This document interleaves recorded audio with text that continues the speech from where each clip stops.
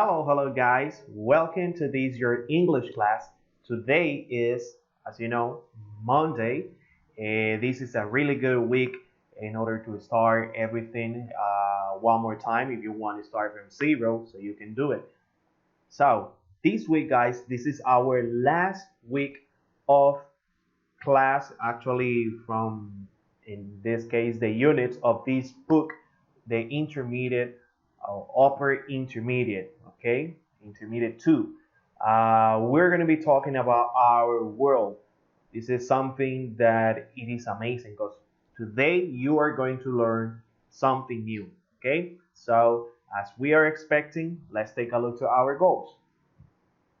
Okay, so here we have in this unit, as you see in the photo, look, our world. So we're going to be talking about those different things of our world. Describe rare animals in their habitats. So maybe you would say, but what is that? What habitat is? Maybe if you don't know, probably some of you knows.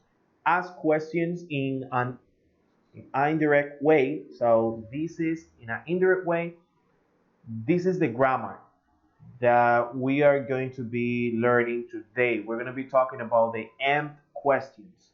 All right, the AMP questions, that is this, like direct or indirect way. Offer another opinion and talk about man-made structures and their impacts on the environment. So this is actually from the lesson B that you will see in the next video. Okay, so here, look at this photo, guys. What would you do if you see yourself like these guys here? Those are divers. They are swimming with humpback whales off the coast of Mexico. Look how big a whale could be because they look like mosquitoes in front of this animal. Well, of this, yeah, it's wow, it's amazing, right? So this is in Mexico. You know that the whales, the humpback whales, they used to come here, in this case, to this country. I think it's right now, like from October, November, something like that. Okay, so in the material, guys, you probably have seen that I attached already the material of the unit 12. So I will be explaining you what do we have to do over here. Okay, here you have the objectives, the main teaching inputs of the week, and two things that are totally different. So this week you have your final writing and oral evaluation. So in the writing, you're gonna have to make an essay talking about the English immersion program of this year. What is that knowledge acquired in this English course, and what are your expectations for the future as bilingual, we could say. And in the oral evaluation, I will be, in this case, we will have individual calls to have an evaluation, right? You will be doing a conversation with me where I will be evaluating your speaking skills, your listening skills, okay? This is something pretty necessary. So I need that everybody please take this call with me. So the calls will be done, this case I will be doing it on tomorrow Tuesday and Wednesday, because probably I won't have the time for the entire group, in this case in one day. All right, so we're gonna have Tuesday and Wednesday. The homework, so as always, complete the workbook unit 12, the song worksheet. There is a worksheet that I have attached here regarding Halloween. You know, this is the week of Halloween, so there is a song of Michael Jackson that we already had it as song of the week. So you're gonna have to complete those exercise that is in that song. You have to send me the essay.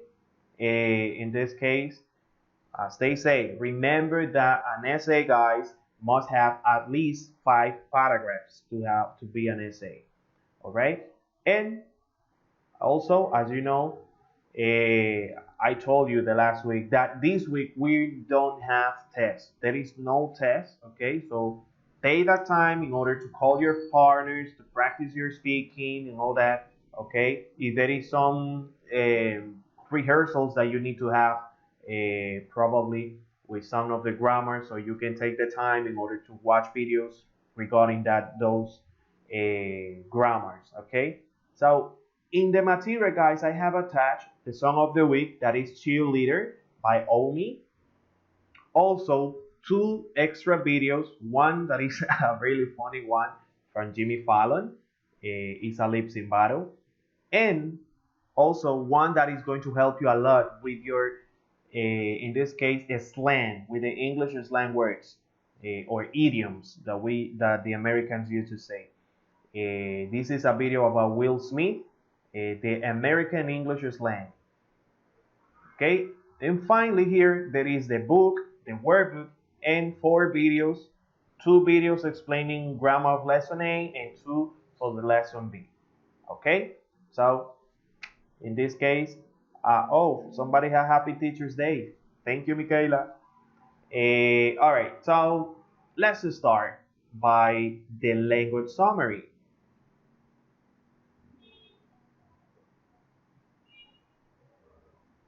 Okay, here you got it. First word, dance. It's not dance, okay? Because that is probably, you can get confused. Dance and dance.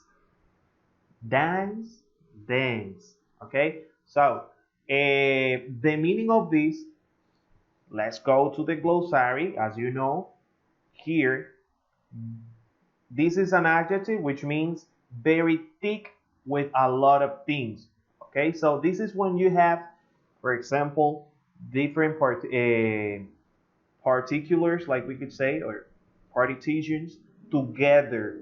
All right, so like mass or something like that. For example, when the time, all right, when that is foggy, you know probably what foggy is. At the morning when you wake up very early, that you see that it's foggy, it's white. When it is like pretty white, that you are not able to see maybe the street, is because the fog is dense, okay? Because you are not able to see. It's pretty thick. The other one is endangered. As you know, we're talking about world.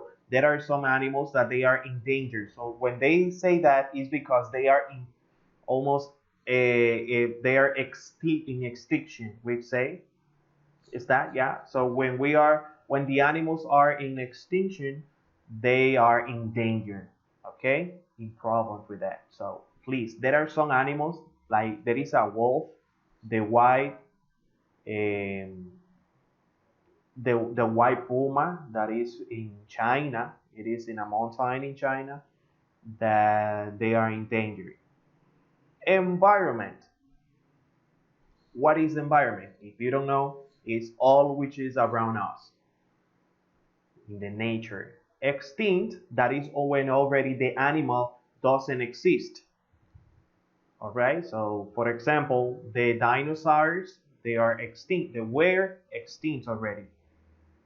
Habitat, the habitat, this is the there are four different habitats that are the most common. That is exactly where the animals live. For example, I have here a photo that you can see the habitat. Tan tan tan tan. Here is it. Okay, so those habitats is the ocean, where the fish is, the forest, grassland. This is, for example, where you have part of Africa, Australia, they have this, and the desert. The desert, Africa also has another part of desert, of the biggest one. Okay, so this is the habitat. All right, another one. So we have, okay, Illegal, that is when you're doing something against the law. Increase, increase, decline. Decline is the opposite. Protected. There are some animals also that are protected right now in protection because they are endangered. Raise awareness. This phrase, this word, we use it a lot when we're talking about the world, when we're talking about environment. We have to raise awareness about the environment because we are not taking care of the environment. We are polluting the world, and we have to raise awareness about that because this is going to affect us in the future and for future generations. Other one is rare, right? Rare or rarely. When something is not very common, is rare. Remain. Okay, so remain is like a synonym of miss. Is missing something when you say it's remaining. Suffer. Suffer is okay. For example, if an animal, those animals that are in danger, they are suffering because they don't have, all right, this those animals or the same ones of those species, right? So they are suffering. For example, you remember the fact that happened or the accident that happened in the Amazons, that those animals were suffering because it was everything was on flames, burning. In the wild, in the wild is, for example, Tarzan. You know what an example, right? Tarzan, he was in the wild. He was along with animals. So in wilderness, which is this is the noun, right? When you say this is a synonym of the desert, for example, Sahara, the wilderness. This is I am here alone in the wilderness. Please come for me. I am scared. Okay, so that's the vocabulary lesson. Remember, if there is one of them that you will still have problem with it or that you could not understand, please go ahead and watch the glossary and look up for examples.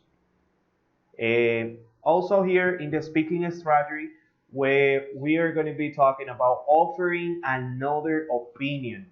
Okay, when you're talking with another person, giving opinions, you can agree with what they say. For example, with these phrases, when you say, yes, that's true what you say, but also I think, like if I say, well guys, we have to raise awareness about the environment because this is affecting us a lot. We are polluting the world, and you say, yes, that's true, but also I think that the government should take also the responsibility and create different organizations in order to work in that. Okay, so it's just an example. Also, yes, but on the other hand, or even so, but then again, well, but then again, and then you can continue adding some other information. Remember, you can look up also the different sentences using these words. Okay, you can write like that. Even so, examples. But then again, all right. So you can create even more. Okay, so let's see. On the next part, here we have. This is a video. The natural world. The natural world. So Walter Fowler walks down Ormond Beach, California. Guys, look at this. This beach is, well, polluted. So with this video that I will be playing for you, you have to complete this exercise. Okay, let's play it up. I will get up about 7:30, try to put my artwork out for the general public to see, put some bird seed out. I'll walk down to the beach, and I'll also do a bird survey. My name's Walter Fuller, and I'm the steward for Ormond Beach. I've had another title, Protector of Birds of Ormond. But as a steward, I like the title better.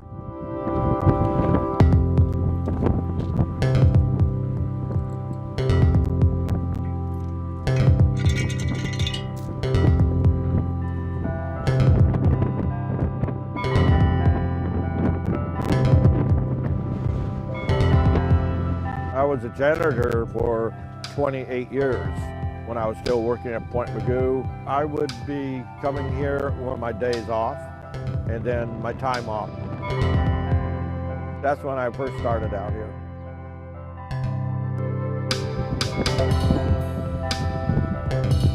Ormond Beach in particular is pretty much the last wetlands on the Southern California coast.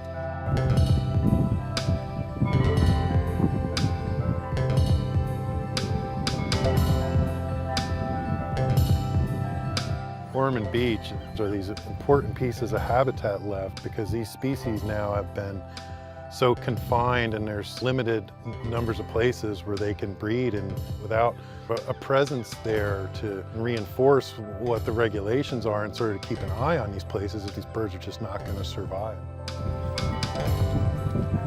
You know what, I would recommend you go down the trail and go around that one, do the Arnold Loop. I knew he was a volunteer, completely volunteer person out here trying to protect the wetlands when we didn't have, and we still don't have enough protection for it, and he would come out here and talk to the people and try to engage them about bird watching. Cindy Hartley's a bird monitor. She's out there right now doing a quick survey.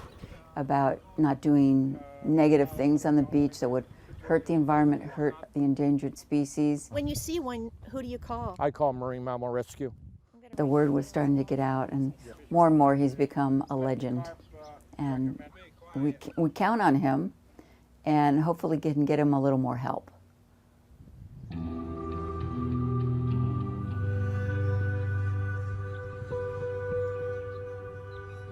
The last year of my high school, my science teacher asked me to do a project for earth science, and I picked the eagle family. I got my pair of binoculars, got my field guide, and off to the mountains I went. That gave me the inspiration to watch and study birds in the wild. Here's a picture, one of the pictures of my bald eagle that we had out here, number 67. I don't think of him as quote-unquote caretaker. I like what's on his uniform. It says steward. It's a person who takes the protection of whatever they're responsible for very seriously. The snowy plover may put a nest down right here. Person walking with their sun beating down on them front, they just calmly walk by and step on it, and they wouldn't even think about it. The coastline is to Oxnard what I think Yosemite National Park is to Californians. It's arguably some of the most beautiful parts of not just the state of California, but anywhere in the United States, if not the world. This should become a national seashore. And I see that Walter Fuller is the one, he is the guardian of that. We got to be in the documentary. Well, right? you know mine? Come on, man.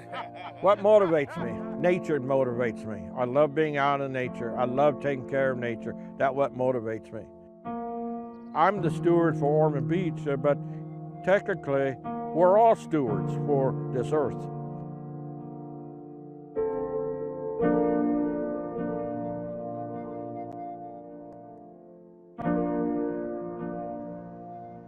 Amazing, guys. Well, what a great video. So, did you listen to the word that he said? He says, we're all stewards. So, all of us, we are stewards. We are, in this case, we can continue helping, in this case, for the environment, right? So, try not to pollute, okay, the world.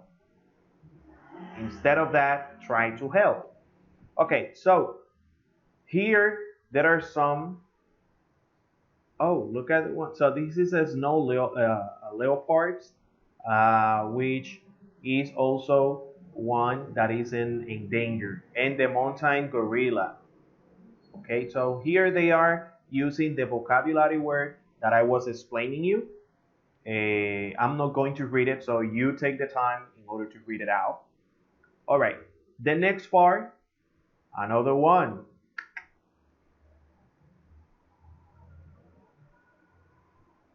As always, the speaking strategy part, guys, this is something you have to take very seriously because you can call your partners in order to continue practicing this and doing this conversation, plus the using the useful expressions. This is something that is going to help you out to increase your speaking skills. And finally, here we have the end questions. This is the grammar of this lesson A. I will show you here this part of 216, I think it was. Yeah. Okay, so you would say, what exactly is this, the amber question? This is also called indirect questions. So the amber questions means to put something, like they say, inside of something else. Okay, the end questions are questions that are included within another question or within another statement. So it's like that you can put a question inside of a sentence. All right, you use this grammar a lot, but the thing is that maybe you didn't know that these actually have a name. All right, so here we have some examples. Here from this part, this is the direct question, and the M or indirect question is in the next part. For example, what is at appear? As you know, a normal sentence or direct, but when we put it in the end question, there are some asking information that you can say. For example, I would like to know what at appear is. Okay, so here there is a change in the verb that we use. For example, as you see, we are using the verb to be, is, but in the amber question, the verb goes after the noun. The noun is that appear, right? So it goes at the end. For example, do you know what at appear is? So here we are using the verb at the end after the noun. Or I would like to know what at appear is. Although we call them the questions, they take statements were ordered. For example, if we say, how many snow leopards are there? Okay, this is the direct. Now, indirect questions, or in the number one, we can say, I wonder how many snow leopards there are. So as you see, I am asking, but in an indirect way. Okay, it's not that I am asking you directly. Do you remember where mountains gorillas live? All right, so this is when you don't have verb to be, you can put it at the end, the verb. Like the direct question is, where do mountain gorillas live? So you can ask in an indirect way, like, do you remember? Or I am not sure. So here are some phrases, guys, that you can use to start the amber questions. When you're asking for information, you can say, can you tell me? Or could you tell me? Do you know? Do you remember? Do you have any idea? Okay. Do you have any idea of what a tapir is? Okay, so this is another simple one would be, do you have or do you know what the time is? What is the time, right? Do you know what the time is? When you're saying that you don't know something, you can say, I don't know, or I'd like to know, I'm not sure, I can't remember, or I wonder. These all of these are phrases that you start to say, for example, the end the question, the indirect. For example, if I say, wow, I can't remember when the teacher said what's going to be, for example, blah, blah, blah, whatever thing, the homework, so, or the exposition. Do you remember when the exposition, the final exposition is? As you see, I say verb after the noun, okay? Exposition. So, do you remember when the exposition is. I'm not saying, do you remember when is the exposition? Don't say that because you are incorrect, okay? If you say, do you remember when is the exposition? This is actually, you used to say that when you are thinking in Spanish, okay? So don't do it. Remember, and indirect questions. Do you know when the exposition is? Excuse me, look at here. An amber question can also sound softer and less direct than a regular question. For example, excuse me, what time is it? Okay, so this is the direct one. Now, excuse me, do you know what time is it? All right, so here I am just putting it softer than in the direct one. Okay, so here we have direct questions, direct question, indirect questions. Excuse me, do you know? So those are phrases that you add as a sentence and then you join the question. There is an example, for example, that I have here in a video of an indirect question. Look at this. This is a situation that the man is just having right now. But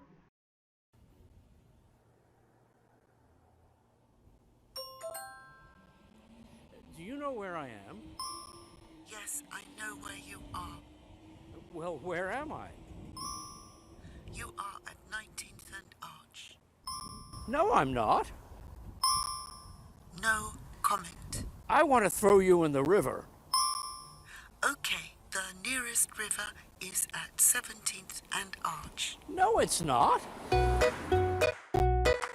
all right. So as you see, they were having a situation with the M question here. Okay. So he says, "Do you know where am I?" Okay. Or, do you know where I am? The direct question is where am I? But the indirect is, remember, at the end you put the verb. Do you know where I am? Great. So with this part, guys, I would like to say that it was everything about the grammar. Maybe you can get confused at the beginning at first, but even more you are practicing, remember, it's even better for you. So here are some exercises that you can complete: an unscrambled M question and also another one over here.